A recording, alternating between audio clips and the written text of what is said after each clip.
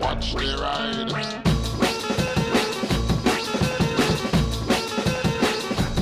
Hey everybody, so just something interesting that I've been thinking about recently, and I thought we would answer a question which I've asked myself and I've seen lots of other people ask, but it started off because, well, I'm riding this Lexmoto 125 and it's about the size of an average 250 300cc bike, because it really is. It's sold as that elsewhere, but here it's a 125.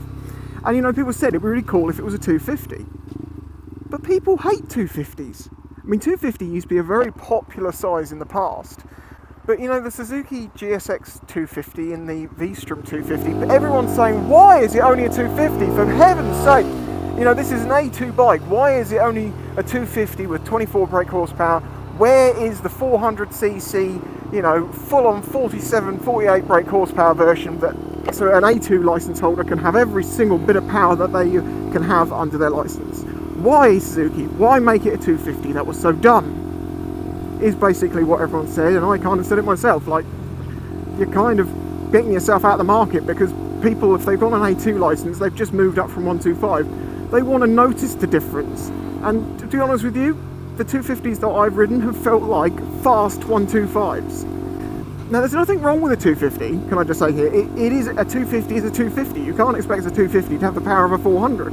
Insurance will be cheaper. I'm not sure if the tax works out being cheaper because of that, but there's less fuel usage and all that. So there is a reason why a 250 is good over a 400. But if you're on an A2 license, you want the 400, you want that. And people said, as I say, why Suzuki, why? Well, the actual reason as to why Suzuki, in my opinion, but I think I've done enough research and spoken to enough people now to know this, the reason that Suzuki only put a 250 in that was because they already had the 250 engine from the Azuma, and that was passing emissions in the UK. Suzuki don't have another 400 engine to use. The only 400 bike in their entire range these days that they sell is the Bergman 400, and that's not the sort of engine that you're going to want to put in a little sports bike. So as I say, because of Euro 4, to my understanding, Suzuki has only got one 400cc engine or anything in that, you know, low range above a 250. The reason they won't go to the effort of developing a new Euro 4 400cc A2 compliant unit engine is because basically, why would they? England is a tiny, tiny little blip on the motorcycling map of the world.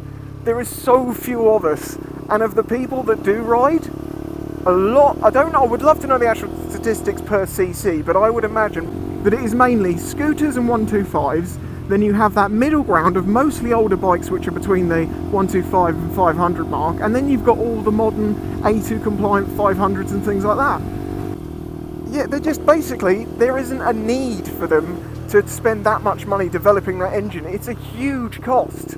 That's why companies very often just go to another company who make an engine of the size they want and is compliant with what they need to do, and say, we'll have that, and shove their name on it. Which of course is something Suzuki could do, but then they'd lose out on the licensing, and there would be more costs, and the bike wouldn't be as cheap. By using that Azuma 250 engine and everything, it's cheap as chips, and it makes the bike super cheap. You know, the GSX R250 was a GSX 250R. It's less than a YZF 125 if I remember rightly. That's amazing! And the bike's pretty good. I've got a review on one if you want to see it. It'll be linked at the end of the video. As I say, it basically comes down to the fact there isn't a big enough draw, you know, units sold per country to make an engine which is compliant with the EU's really strict laws to be sold here. They're just like, no, just shove a 250 in it, that's what the English can deal with. And you can't blame them as a company for doing that necessarily, because if they did do it, you know, they produced that 400cc engine they needed to get it up to 47 brake horsepower or something like that, the bike's going to be really expensive, and now people are just going to complain, well, it's alright, but it costs too much, you know? You can never really win. A good middle ground is generally where you can feel best, and the 250 is kind of in that place for them. But I totally get, you know, if you've got an A2 licence, I'll give it a go. Thanks, dude. Apparently the road's blocked by a crane. Will I get through? I reckon I can.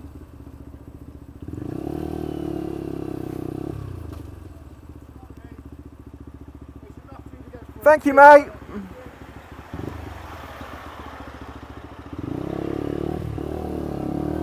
Awesome. Bikes won again.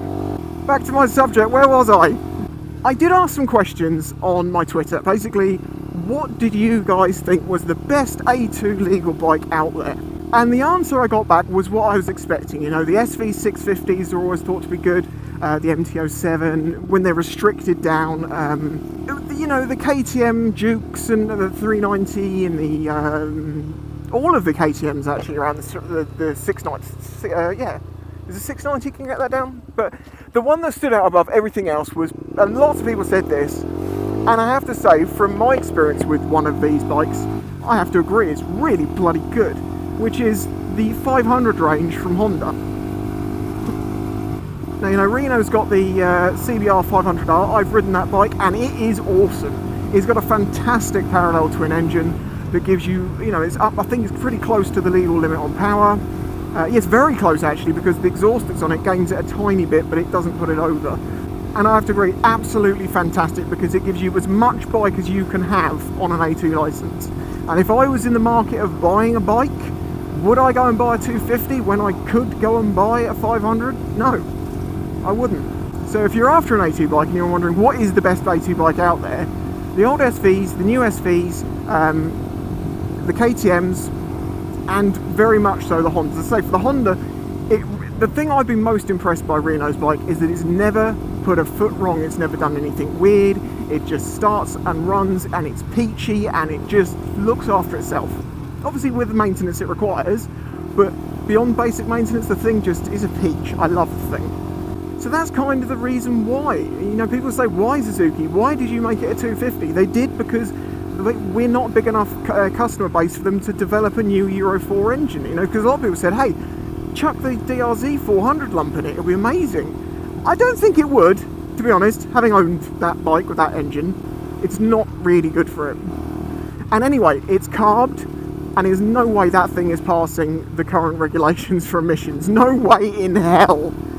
So without question, I do agree with everyone who's saying, I want an A2 licence, why would I choose a 250 over one of the 500s from the competitors, or even a 600 or a 650 which has been restricted? So I would say if you're planning to stay on an A2, get a bike which is an A2 bike. You know, it's everything that it can be makes it an A2. You know, flat out, using all of the engine, everything it can do, it's still an A2 bike. If you're going to stay on it, because then you use the bike, you never feel like, oh, well, this thing could be better. You know, it's like having a torch your entire life, which you know could be twice as bright, but you just didn't turn it on to that. And I think that's what Suzuki's strategy with this has been. They don't want the 250s to be for A2 learners, unless there's someone who really wants to start out on a smaller CC, maybe it's their first bike ever. Yeah, then I could understand that, but a 500 is not an animal of a bike. It's very controllable. But I think what Suzuki think people are going to do is go for the SV650 restricted and then ride that unrestricted after they've done their full license, and maybe eventually go up to like the 750 or maybe even 1,000 or something, if they're going to, you know, they hope people are going to stay within their brand, so they're going to have these natural stepping stones with licenses as to how you're going to be, what bike of theirs you'll be on at the time, if you were really brand loyal. And I don't think that the 250s are aimed at the A2 market, as I say, although yes, they, you know, you're going to say, because they are, like saying that cement is vegan. And that's weird to say that, but you know what they put on foods, they're like, oh, it's vegan. And you're like, well, of course it's vegan, it's a carrot. It's just an extra selling point you can add on. The 250 is also good for the A2. And this is not me hating on the 250, because I actually, as a bike on its own, forgetting all of that, just because I can ride anything, I enjoyed riding it. It was a good bike, and yeah, it will be super economical, and it won't cost you a lot of insurance and all that sort of stuff. But if I was on an A2, I'd get something bigger. Now, the exact same thing could be said for the Van 200. I've also reviewed that, and my opinion was that felt like a fast 125. Not like the fast 125 that 250 feels like. It's more like a slightly faster 125. But it was a lovely ride, and as it turns out, the 200s and the 250s are very popular with older riders. You know, the 250 class of motorcycle was one of the mainstays for a long time. In fact, the CBT was a 250. You could get a 250 on it. So older riders are no longer after that speed machine, thrill factor, 1000cc, 600cc. They just want something that can get them around town and they can enjoy. they go for lower, and is cheaper, they go for lower CCs. Like, as I say, the Van 200, I believe, is bought a lot by the older generation. Because it's big, you know, because it's comfy and it's cool looking, it's retro and it's fast enough. So taking everything into account, if Suzuki was going to honestly answer that question of why a 250, the answer is this. Because we've already got one, so the bike can be cheap. We don't have a 400 to give you, I'm sorry. If you want something for your A2, well, then get an SV, you know, have it restricted and de-restrict it after the time that you've that 2-year period and you've retaken your test. And other than that, we don't care, because you're England and you're a tiny blip in the motorcycling market. That is the honest answer that Suzuki would have to give. Of course, I don't think there's any disrespect to the UK market. You know, we may be a small amount of people, but we've had a big influence on things, and that lorry is going to pull out, so I'm going to go in here instead. So there you go. That's what I think Suzuki would say if you ask them honestly, why are they a 250? Why are they a 200? Why are they not bigger? Do also keep in mind that the market they're aiming for is the more Asian side of the world, and to them they're not all about 600-700cc bikes. They're about 125s, 250s, small bikes which can run on any crap fuel that you can find and will get you from village to village or town to town or even city to city. But their numbers dwarf the UK by so much. If you ran Suzuki, you wouldn't make your bikes for your smallest customer base, you'd make them for your largest and then offer it to everyone else. If they don't sell here, I don't think they really care. But they do sell, but just not that many, because, as I say, most people just go, well, I want to get the SV, or I want to get something that's bigger. But yeah, as I say, there's multiple things. It's a whole sort of questions and stuff that have been going around in my head from questions I got asked from people. I wanted to try and give them answers, and I wanted to know myself, why actually is this the way it is? So as I say, I did research, I talked to people from different companies, I went around, and that's what I think the answer basically is. I don't know if you agree with me or not. Doesn't really matter. Buy one if you want one, don't if you don't. It's as simple as that. If at least you found this video interesting, please leave a like, maybe subscribe to the channel if you aren't already subscribed. And if you are, and you feel like giving some support to help me continue doing what I'm doing, then please check out the links in the description. There's many ways that you can support the things that I do. Thank you very much for watching, and I'll catch you next time.